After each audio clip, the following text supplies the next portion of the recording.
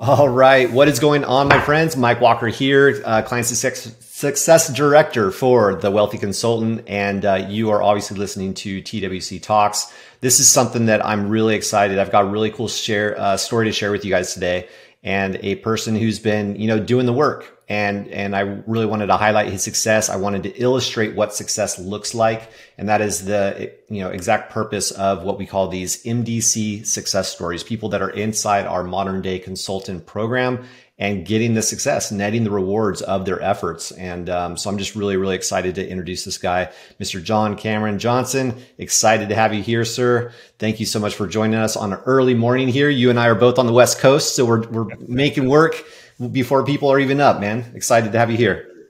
Hey, thanks for having me, man. I appreciate the invite.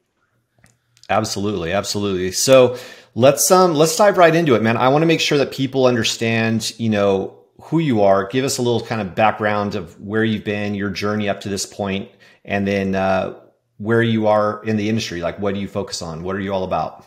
Yeah. So my entrepreneurial journey started when I was basically 5. Didn't know what an entrepreneur was for basically 24 years, but I was always industrious. I was always doing stuff to generate money, whether it be cutting grass and then getting the neighborhood kids to cut grass and making a deal with their fathers to borrow their lawnmowers. And it was just, and I would Nice. take a cut off the top and have all those kids, cut the grass, but I would keep, $3, $4, $5 off the Love it. top. So from that to washing cars to designing stuff and teaching people how to design using 3D, 3D, like Cinema 4D or Adobe products, Autodesk products. So it was always just creating money, right? Or taking my mom's food and selling it at school, like all kinds of cool stuff, man. But yeah, man. So I found out what an entrepreneur was when I was 20. The exact date was August 20th, 2010 was the exact day that I learned what an entrepreneur was. I was like, I want to do this. This is what I actually wanted to do. And it was interesting, man. I made a choice to leave school, to leave college. I was going for mechanical engineering. My parents freaked out. They don't come from a entrepreneurial background, so they're used to academia and school, and it was too slow for me. I would ask the professors, can I train? Can I basically show that I have competency here? And they're like, no, you got to wait 4 or 5 years. And I'm like, well, crap, like that sucks. Like I don't want to do that. And so went a different route. Got punched in the face a lot, found out I wasn't good at business, right? That was definitely something I learned. And, through that journey, my previous company, I got in big trouble. I had to basically whistle-blew a company, and this company was very large. They were a multi-billion-dollar conglomerate, and they sued me for $15 million. Wow. Yeah. Okay. So you stirred up the bee's nest there, huh? Yep. And so February 14th, 2020 is when I basically settled out, and I lost everything that I thought was important. And that was money. Shortly after, the person I was with left me. I had a heart, my son, and he's at that time, he was 3 years old. He told me, Dad, I don't want to see you anymore. And that was code for, Dad, you're stressed out. You don't pay attention to me anymore. You're dealing with all these things. So in that space, I had to get rid of all my stuff. I sold all my stuff. And thankfully I had a little bit of a runway, but that's what birthed the idea of my current company. Was since we serve the innovators of the healthcare market, the last person I got from that company, since I was a vendor for that billion-dollar conglomerate, they used the technology that was sold to them very idiosyncratically. And they used it for health and wellness instead of aesthetics and cosmetics and things of this nature. And I was like, how the heck did you think to do that? And she's like, well, and she's a very visionary, very awesome. Her name's Shelby Frost, out of Wyoming. She's an incredible person. And so she ended up using it idiosyncratically, and she became my first client of this new business. And what ended up happening is, the funny thing is, I had already given back all that money basically through the settlement. And so I worked with her for free. And what ended up happening about 2-3 months in is, because I over-delivered, she ended up just saying, hey, I want to pay you more money.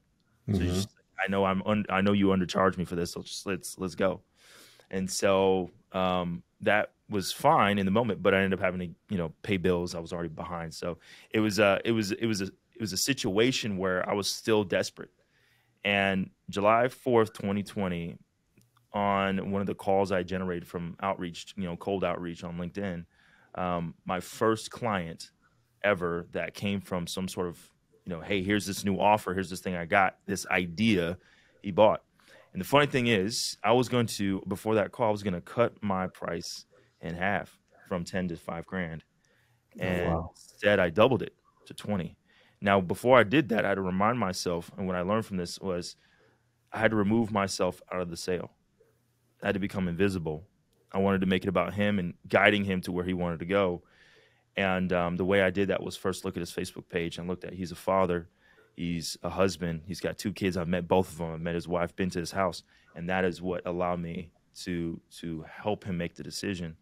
And I collapsed on the floor and cried, man. It was like, I can't believe it. Like, how did this, going from literally feeling like nothing, like had nothing to me, I want to make this idea real. And there's a whole longer story around that, but No, that's amazing. Well, isn't it interesting that like one good result, one good win can just revolutionize your belief level in yourself, your energy, your everything. It can literally turn your entire business around when you just get one good win, and like everything changes from that. It can, at least.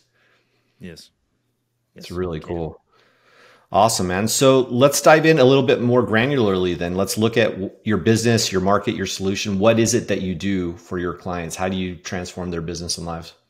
Yeah. So what I do is the innovators of the healthcare market, these tend to be alternative medicine. These tend to be people who are, your chiropractors, your functional medicine, people are in ketamine and doing these more very, very hard to understand things, regenerative care, but they all tend to be cash-based healthcare practitioners of some sort. We even work with mental health care specialists, but you have to be an innovator.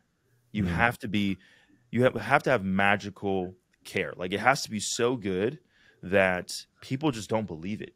There's some results that the clientele that we serve that they've done things that are unbelievable. And I'm going to say these things, and I know these are claims, but, reversing and resolving autoimmune disease, not just, oh, you're in remission. It's like gone. Like, there's no markers in the blood. It would indicate that there's nothing. It's gone. Wow. To reversing paralysis. I know it sounds crazy. I know it sounds crazy. Most people are going to be skeptical when they hear it, but these people are incredible. And this is the game. This is the problem, right? It's unbelievable. So it's my job to give them a business model in a box. So that's what we deliver, as a licensing model.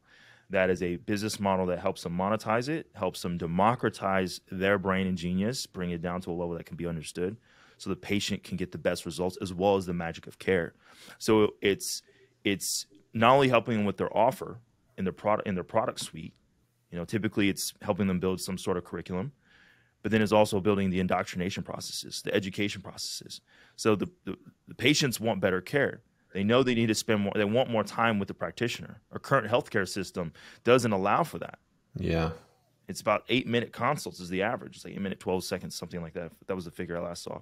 And so they want more time with the practitioner. They want to be able to trust that person to be able to take care of themselves or their family, or even people, their kids, which is even more, more important. And so in that space, for them to understand, why am I paying out of pocket for this? I have health insurance. Well, yes, you actually are paying out of pocket, but you don't see it because it becomes out of your pocket pre-tax. You don't see it. It's insidious. That charge is happening before you know it. So it's out of sight, out of mind. And so we have to educate them typically 8 times more to make the decision. And so the path to them is not, it's not linear, it's orbital, right? So we have to make sure that whatever way they can come consume that practitioner to find out if they're the right fit. We have all those layers, that infrastructure installed in their business. And so we help them do that. And then we help them with acquisition, which is a fun game, because you can't make these claims. Hey, we can reverse XYZ. Can't do that. Right. Yeah. You'd be in a very sensitive marketing environment. Yeah, you can't do that. So we have to massage that message and align it with FTC compliance and all these things, while still making a big enough claim that allows that person to go, hey, there's something here. Like, I want this. So it just takes a little bit more effort. But I've delivered that in a box. So that's basically what we do. Very cool. And what brought you to this particular market? These types of SMEs, subject matter experts. What drew you to that space? Yeah. So what ended up happening is that, back to that previous scenario, the previous company, the person that I was with, her father got screwed over by another type of company that I was working with. Not the same one I was working with, but another capital static equipment company. And I was like, hey, how can you, the woman I was with, I was like, hey, how can you sleep next to me at night knowing that your father could have been my client? And I'm lying by omission. And basically, I'm being told to not tell them, right? So I have these golden handcuffs. They basically said, sure, we're going to take care of you, basically. And, I basically was, that whistleblowing. So what happened is that first client, her name was Shelby, she ended up changing like the whole shift of like my skill set that was good COVID is now elective because all those practitioners are now elective. Right, the people and so I had to switch my skill set. It's like, where can I take this? And she ended up being in health and wellness, and that is how I started diving into regenerative care. That's how I started diving into your alternative care, your functional medicine, that type of care. So I took the skill set over here and moved it over there. So it was an adjacent market, completely different, obviously, outcomes. Right. Not focused so much on cosmetics and aesthetics, but more so, can this person have more vitality? Can we add 5, 10, 20 years of vitality to this person and help them either proactively take care of something or help them undo lots of times either neglect or just being unaware or not knowing that there was a solution out there and fixing that and then bringing them to a place of health and then continuing to stack on the vitality on top of that. That's how I got there. Amazing. Yeah. No, it's great. I love that evolution. So tell me a little bit about what drew you into following, the Wealthy Consultant, Taylor Welch, obviously. How did that whole connection start? Yeah. So, I mean, I've actually known Taylor as far as like I've seen him online for a long time because as I jumped into this journey, I'm like, how do I do this stuff? Now, funny enough, I learned how to do a lot of the systems and the development. I reverse engineered it. So what I would do is I would opt into his stuff, or I would, and he wasn't the only one. There was a bunch of other competitors and other people in that, not necessarily direct competitors, but other people in that space that I would follow their stuff. I would go into their videos. I would go into their funnels. I would do all the things that I was just reverse engineering it because I didn't have the money. Sure. Right? I already knew he was expensive. So I've known him for a while. And from that, since I had the capital and the funds now, I saw they made the memo. And the memo was incredible. I think I was 2 or 3 issues in. I was like, hey, I need to talk to Peyton, right? I got to go talk to Peyton. Yeah. And talk to Peyton. I think that was in the very beginning of August. And I told him, hey, I have this, I have a few deals coming through because there was, the different fees and all associated. I was like, all right, cool. I can take care of that. And Peyton kind of challenged me. He's like, all right, well, let's see, talk big game over here. Let's see what you got. I was like, all right, cool. And on the dot, you can ask him. I said, hey, I got the money. Let's go. Let's get this going. So it was the memo first. Those things are jam-packed. It's like, I think it's like they're like 10 pages. It's supposed to be like 10 pages of just value after value after value. And that's what I got. I think it was on the second or third one. I was like, hey, I gotta move up. I got to get to the next level. Yeah. What's next after this, right? Yeah. What's after the 10th page, Right. I love it. Love it. And okay, so that was kind of your decision. What have been your biggest takeaways so far as you've been in the environment? You've been in MDC for a little while now. What would you say are kind of some of your biggest takeaways that you would share with somebody if they were kind of on the fence or looking at it, wondering what MDC was? What would you tell them? Well, I would say do it, but if you're going to do it, make sure you understand that it's, if you are in it just to make money, don't do it. Not going to be a good fit because the requisite work, the work that it takes to actually make something great, you cannot do it just for money. That's a big takeaway. Yeah. The monetization models, the frameworks, the heuristics that Taylor helps you install are hard fought. His previous company that he sold off or however that worked, Traffic and Funnels was, it was an industry changer. He's got a lot of stuff to share. And so if you're going to come in, don't half-ass it. Excuse my language there, but you need to come in and do the work and actually utilize these lessons. Why are you there? Just for adulation and feeling good? Dopamine? Is that what you want? That's what you're for. You can get that, you can get that for a lot less expensive. You're going to come in, learn from someone who's actually done it. And so I would say the main takeaways is you can underestimate the power of a community and how the tide rises all ships. And I think that's one of the biggest things is I had never been part of a community like this. I've never been part of a community. He's the first consultant that I've hired in this way. And so it's like, I couldn't believe like, this is how it's supposed to be. Mm-hmm. And the community really opened me up to like, wow, that I don't need to do this alone. So the relationships have been key. The doing the work has been key. The biggest takeaway is that that my business model was wrong.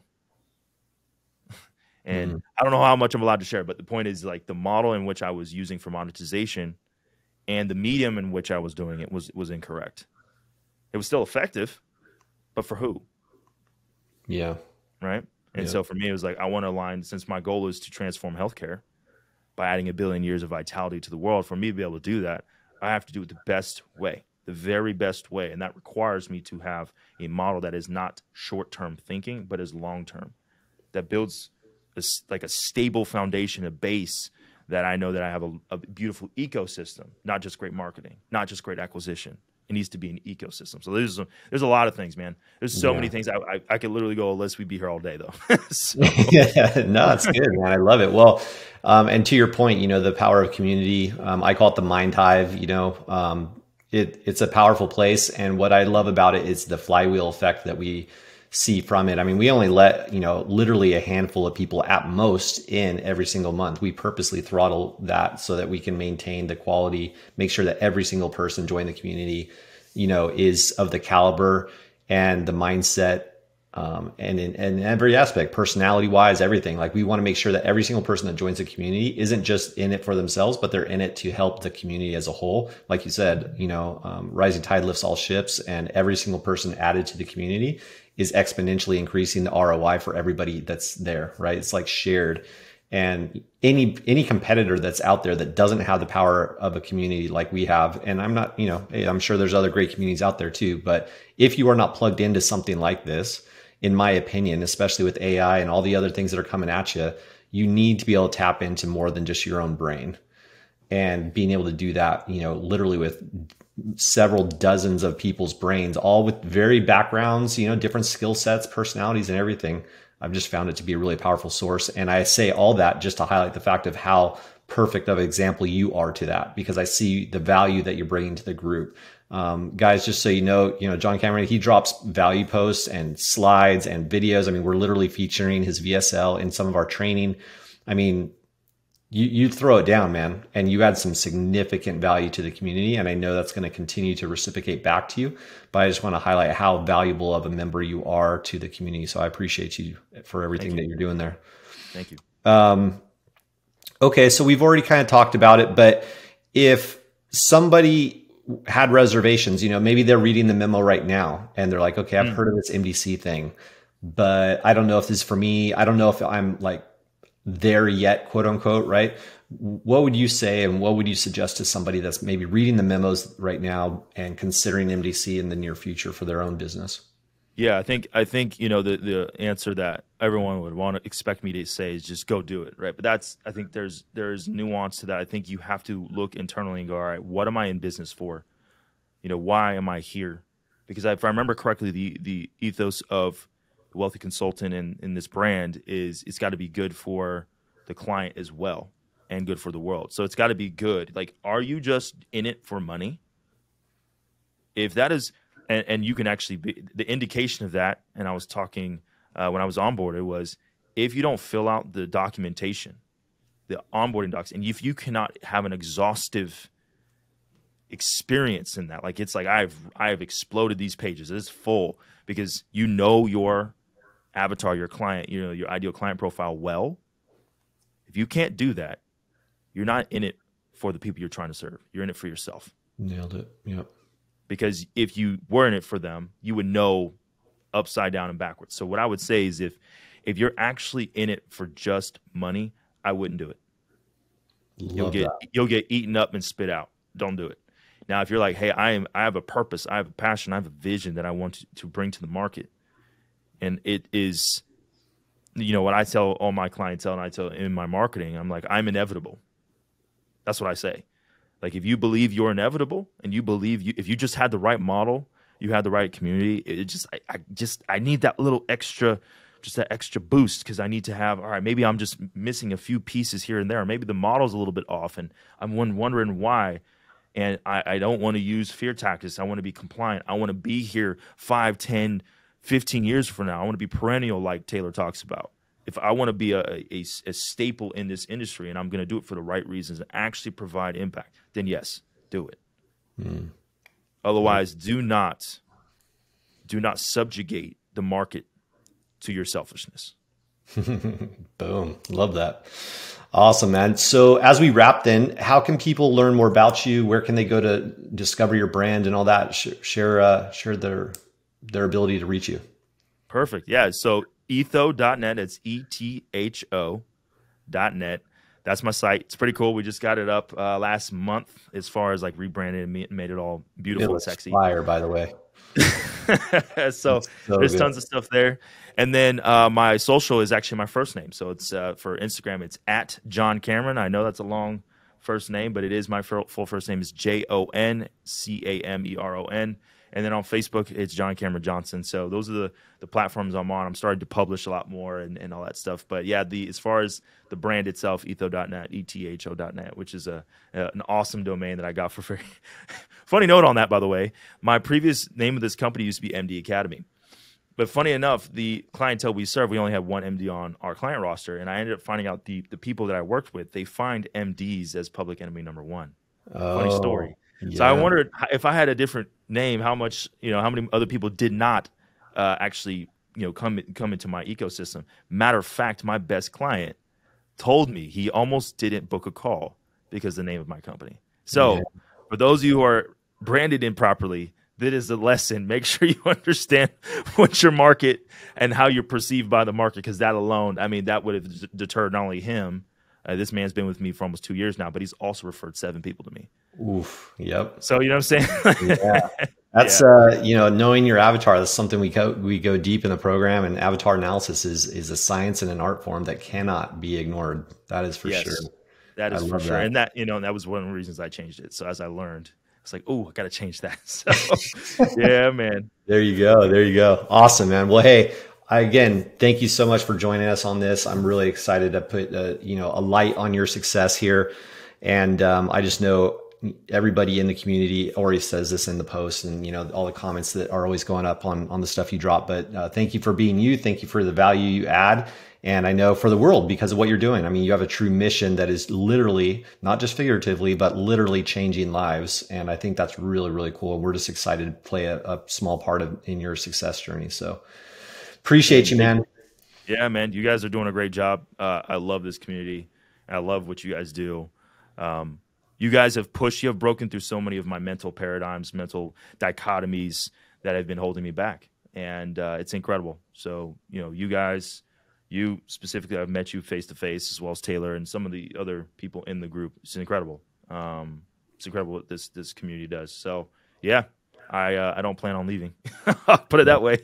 Yeah. No, for sure, man. Well, awesome. Appreciate you. And thanks guys for joining us. We got more success stories coming up. Stay tuned for more TWC talks. We got some really cool stuff lined up. So thank you for being with us today, and we'll see you on the next one. Take care, guys.